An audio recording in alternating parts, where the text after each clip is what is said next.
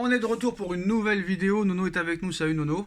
Salut Sacha. Alors la prestation du PSG à deux visages contre la Real Sociedad laisse encore planer le doute sur l'impact de Luis Enrique. A-t-il réellement changé le PSG? Si le débat alimente la presse française depuis le début de saison, il divise désormais aussi l'Espagne et l'Europe. On ne sait plus où donner de la tête avec Luis Enrique.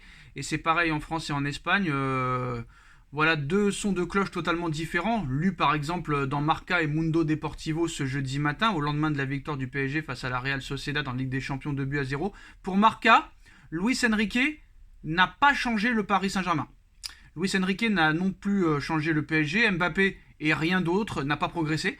Pour Mundo Deportivo, Luis Enrique fait taire la presse française, donc c'est pas du tout le même son de cloche, et c'est à l'image de la rencontre d'hier, marquée par deux mi-temps totalement opposés. La première soulignait des drôles de choix de départ de Luis Enrique, et notamment la titularisation de Lucas Beraldo au détriment de Lucas Hernandez. La seconde sublimait les changements impulsés à la pause, entre un discours qui a secoué les joueurs et l'échange de postes entre Fabian Ruiz et Vitinha pour mieux maîtriser les sorties de balles.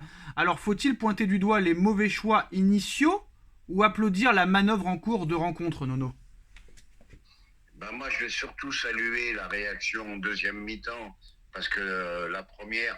Nono, réponds à la question. Nono, réponds à la question. Faut-il pointer du doigt les mauvais choix en premier initiaux ou applaudir la manœuvre en cours de rencontre? Ou peut-être les deux. Tu ne me laissais pas répondre. Voilà. Les mauvais choix, on les a eus en première mi-temps, et on a eu la réaction en seconde. Oui, mais ça on sait. Ça on sait, Nono. Mais qu'est-ce qu'il faut mettre en premier lieu? Est-ce que... Moi, ce qui m'a surpris le plus, Enrique nous a saoulés depuis qu'il est arrivé avec son jeu de possession, de construction, patati patata, et on se retrouve avec quoi? Un jeu vertical, on balance, et pourvu que ça rentre. Ça m'a fait penser à Pochettino et à Galtier. Oh non, alors, je suis pas du tout d'accord du tout. Alors là... Dis-moi ce que tu as vu, cite-moi une action construite. Ah non, mais alors déjà... non, mais attends. Déjà, est-ce que réellement tu peux construire avec ce trio d'attaque là? Déjà, tu peux pas. Ça, c'est impossible. Ça, c'est impossible. Mais je pense qu'avec Galtier et Pochettino, il n'y aurait pas eu le genre de réaction qu'il y a eu hier. J'ai salué la réaction. Parce que pour Mundo Deportivo, journal catalan, qui a donc envie de célébrer l'ancien de la maison, Luis Enrique a donné une bonne leçon à ses détracteurs. La presse française s'en prend sans cesse et injustement à Luis Enrique, mais que diront-ils aujourd'hui? Il y a un besoin urgent à Paris de trouver un nouveau Messi, étant donné le départ plus qu'imminent de Kylian Mbappé, et si aucune star ne vient, ils peuvent désormais se tourner vers le banc, car ce qui est clair, c'est que l'Espagnol est l'un des meilleurs entraîneurs du monde. Ils ont pas un peu trop loin quand même là? Non, que Luis Enrique soit un grand entraîneur, je veux bien, mais il se retrouve comme les autres devant le fait accompli. Et voilà, ça manque de talent, ça manque de créativité, ça manque d'un mec qui pose le pied sur le ballon.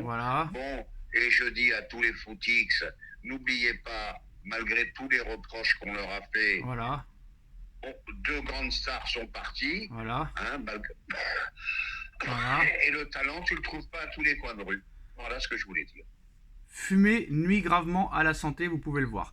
Pour Marca, au contraire, le sauveur se nomme Mbappé. Bah oui, Nono, oui, bien sûr. Et le collectif ne suit pas. Les années passent, les entraîneurs passent, et le sentiment que le PSG ne se comporte pas comme une équipe demeure. Contre la Real, il n'a ni proposé, ni offert de continuité dans son jeu. Il tient bon, se défend et passe des ballons à Mbappé et Dembélé pour voir ce qui se passe. Elle trouve sa seule vertu dans la vitesse. Avec Luis Enrique, le PSG... Comme par hasard, on est en train de m'appeler en même temps. C'est incroyable. Incroyable. Alors, on continue. Luis Enrique ne convainc donc pas tout le monde dans son pays. Au moins, lui reste convaincu. Le PSG ne s'est pas amélioré non plus. Luis Enrique ne convainc donc pas tout le monde dans son pays. Au moins, il reste invaincu de ce qu'il propose, à l'image de sa conférence de presse d'après-match. Il reste convaincu. Excusez-moi. Alors... Voilà, on a eu un petit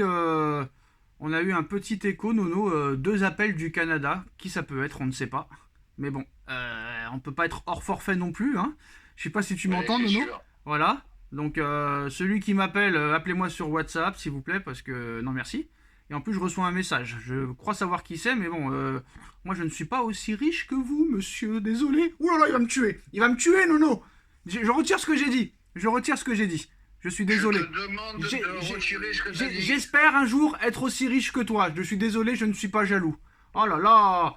Mais cousin, je suis en pleine vidéo. Bon bah il veut participer à la vidéo, il participe. Allez, on y va. Ah, allô. Ah non, il est plus là. 2 minutes. Bon, Nono, pour dire, Marca, pro-madrilène, ne défend pas Luis Enrique et Mbappé, c'est un génie. Et du côté de la presse catalane, bah, à Paris, tout le monde est de la merde à part Luis Enrique. Bon, bah Sacha, là, j'espère que tu vas me laisser parler. Je sais qu'on n'est pas d'accord là-dessus. Et je vais te poser une question. Sur le contenu du match, qu'est-ce que tu retiens de Mbappé à part le but qu'il a mis? Voilà, je te pose la question. Qu'est-ce que tu penses du contenu du match de Mbappé par rapport à celui de Dembélé? J'attends ta réponse. Dembélé a été exceptionnel hier. Je te remercie. Dembélé est l'homme du match hier. Je te remercie. Dembélé est passeur décisif sur la passe de Barcola hier. Je te remercie encore. Barcola est buteur. Je te remercie. Je vais arrêter de te remercier. Attends. Mbappé est buteur.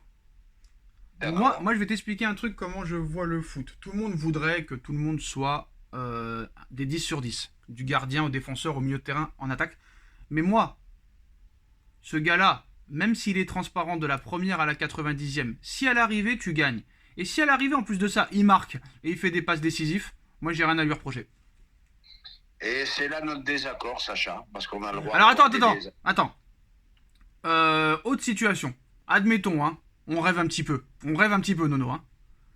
On rêve. Finale de Ligue des Champions, PSG Manchester City. Admettons Paris gagne comme hier. Qu'est-ce que tu dis à la fin? Honnêtement. Eh ben, je sais ça, je sais. Non mais dis-le, honnêtement. Après, je sais ce que tu vas dire. Je sais ce que tu vas dire. Contre City, ce sera pas la même chose. Ce sera beaucoup plus dur. Ce sera beaucoup plus compliqué. Et nanani et nanana. Ça, je le sais. Mais imagine... Paris arrive à contrecarrer City en finale en jouant comme hier. Et que Mbappé est inexistant tout le match, mais qui marque à la fin. Voilà, c'est ça le problème, Nono. Moi, hier, je t'aurais dit non, il a été catastrophique, il a été nullissime, on l'a pas vu du match, il défend pas, nanana. Mais à l'arrivée, il marque. Tant qu'il fait ça. Et quand on a eu le Guignol, là, qui est blessé en 6 ans, et quand lui ne foutait rien sur le terrain et qu'on perdait en plus, c'était un génie. Alors faut arrêter, c'est bon, stop. Oui, mais je voulais dire par là, ça s'appelle le football statistique. Ah non, je me suis pas régalé. Hier, je me suis pas régalé, Nono, mais je vais te dire la vérité. Ce que tu me cites comme exemple... Non, c'est bon.